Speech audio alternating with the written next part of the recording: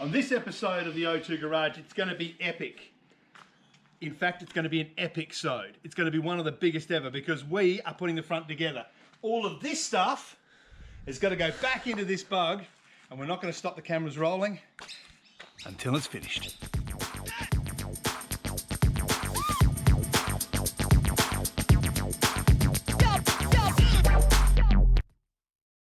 I'm an idiot.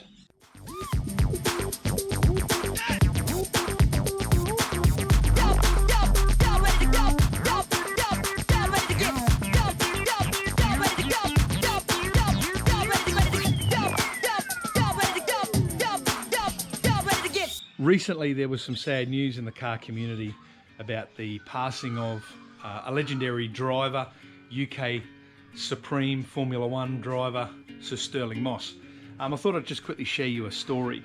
I actually was lucky enough to meet Sir Stirling Moss at the Classic Adelaide Rally here in Adelaide, South Australia. Probably, I would say, about 2010 thereabouts.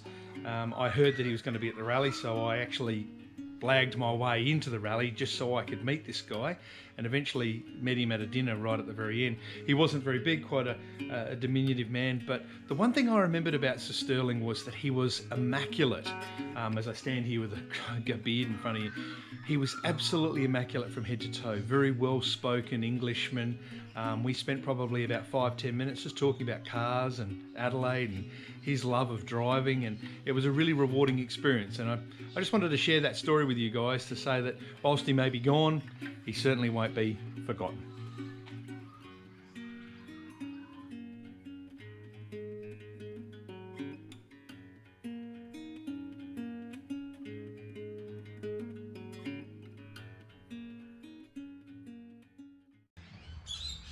Okay, so all of this into that, and the camera keeps going until this thing's back on all four wheels. Let's go. All right, let's kick things off with the heart of the front end, which is this thing here. It's an adjustable front end, and we actually had this one put together by a mate of ours called Doug. Thanks, Doug, for helping us out. This is actually the twin beam set up from an oval window bug, a slightly earlier one.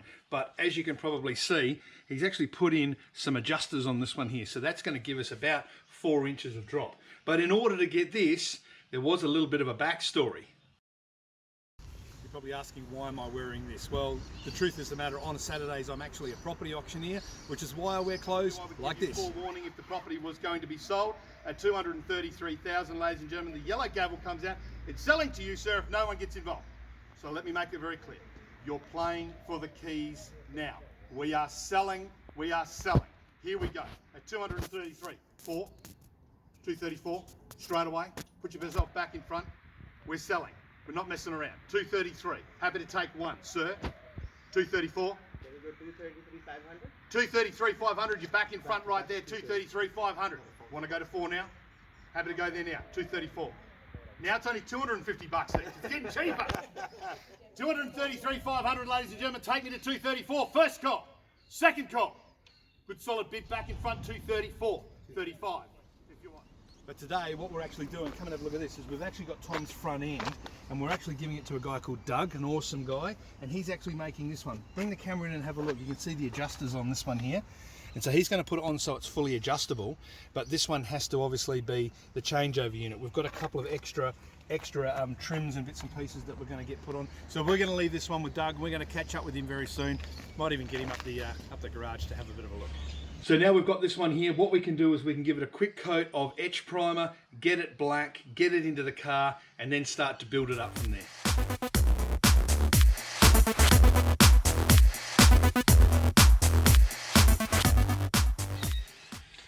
Okay, so what I'm going to do right now is I'm going to work on the steering box for the Volkswagen. Now I've got 2 steering boxes here.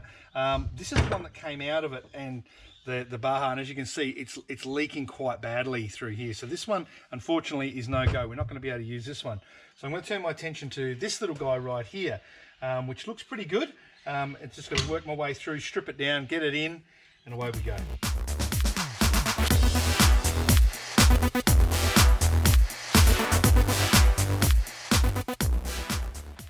All right, there we go. Steering box looks like it's all sorted out. I've topped up the fluid inside of it, put some new oil in it, got it adjusted. It's all ready to go. We can now bolt it in the car.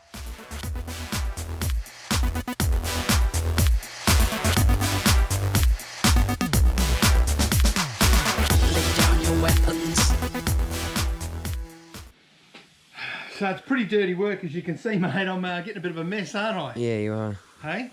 So is that better me getting dirty than you? Don't mind. I'll get dirty. Yeah, okay. So this one here is an interesting one.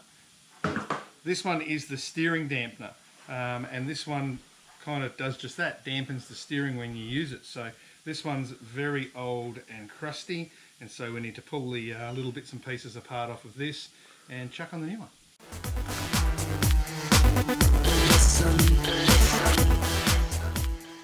Okay, TJ, everything appears to be buttoned up in there. What we probably need to do is put the fuel tank in, but I don't want to put the fuel tank in yet until we've got the front beam adjusted, because you can actually get to the beam quite easy from the top up here. All right, so I think we'll leave this fuel tank up, and now we'll start working on things like the lower control arms and the link pins. I don't even think that's the right name for them, but I'll call them that. And then we'll start to get this thing back. I'm trying to put these torsion bars in, but anybody knows anything about Volkswagens will know that torsion bars are bloody hard. So I'm having to hand scrape out all this grease just so I can clock a view at where the torsion bars are going to go through. This is a greasy, disgusting job, and it's not easy to do, such as Volkswagen like.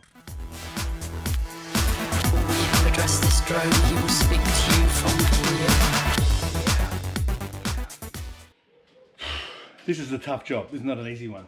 What I'm doing is I'm putting the torsion bars back into the front tubes of the Volkswagen. So here are the two tubes, top and bottom, and you can see the bottom one is starting to poke through. And if you have a look all the way down in there, if I can get the light in there, there is actually this tiny little square that the tube has inside of it that the torsion bar has to go through. Here's one of the torsion bars now, because what happens is one of the tips and tricks of doing this is that the end of it needs to be perfectly square. So I don't know if you can see this end right here. It needs to be really square. But if you just push them in loose, they won't go through the hole. So there's a trick, and the trick is simple. You've got to weld them.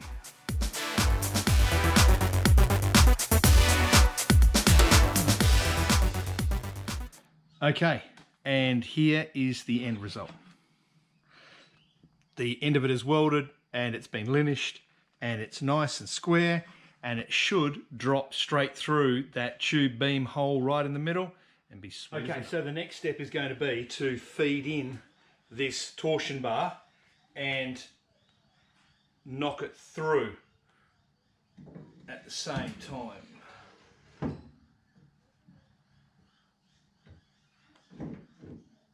Tricky bit is finding its locating opportunity, and there it is, right there. Next up, a bit of banging.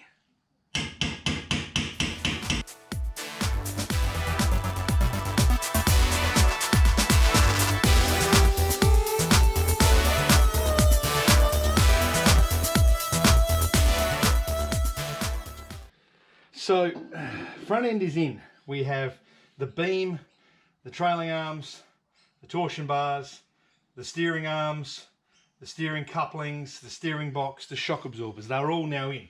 The next piece we have to put in is this one here, which is the brakes. And they essentially sit on, these have to be gone over, degreased and everything else in between.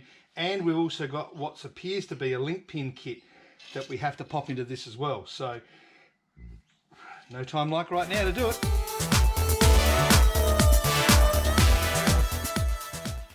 Okay, now all the hubs are on and everything like that. It's now time to go through these, because you remember, these bearings aren't seated properly, so the whole lot has to be rebuilt and done. Choose the best brakes, put them back on, and then we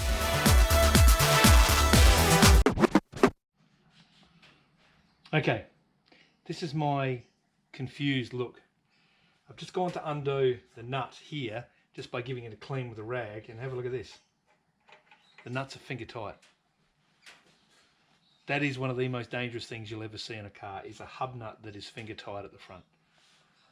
I am stunned at some of the things I'm finding on this.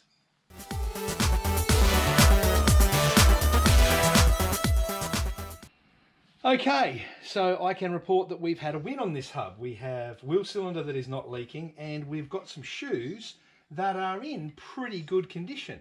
So all things being equal, this just needs a quick clean up and we can get it back together pretty quickly.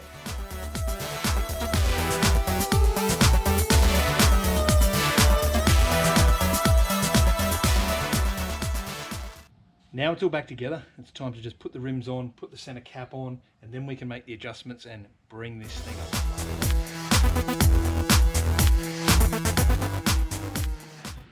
So what do you think about this, mate? It looks cool. It's bang on. Well, we haven't lowered it yet. Yeah. It might look even better. So what are we going to do? Are we going to just take it to normal ride height, or shall we just lick the stamp and just send it? Just drop it on its guts. Drop it on its guts? Yeah. All right, you ready? Set. I'm going to let it hit hard, okay?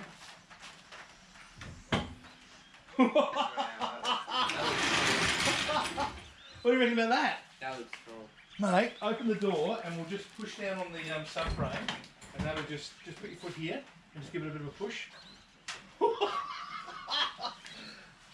Tom, check that out, mate. That looks cool. That is ridiculous. Looks perfect. Have a go look at that. I wanted it.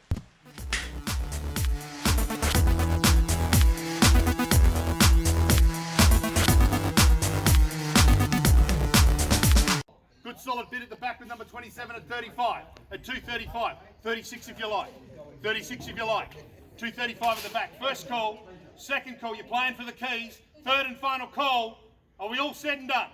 Silent and quiet. Can I sell it? Are you out? Are you done? Are you sure? Not even for another 500? Sir at the front, are you definitely out? Your mate's rocked up, ask him for a loan. Are you definitely out? Are you done? Are you silent? Is that it? Are we out? Are you guys out? 235, third and final call. Make your intentions known now. Ladies and gentlemen, on a day of lockdown. Oh, sorry, ma'am, hammer's come down. What do you think about the valve over there? I think that done it. It brought us good luck. Always. It's 318. Yesterday was 318. This week, 318 day. Are you doing social distancing from Thomas? Push him away.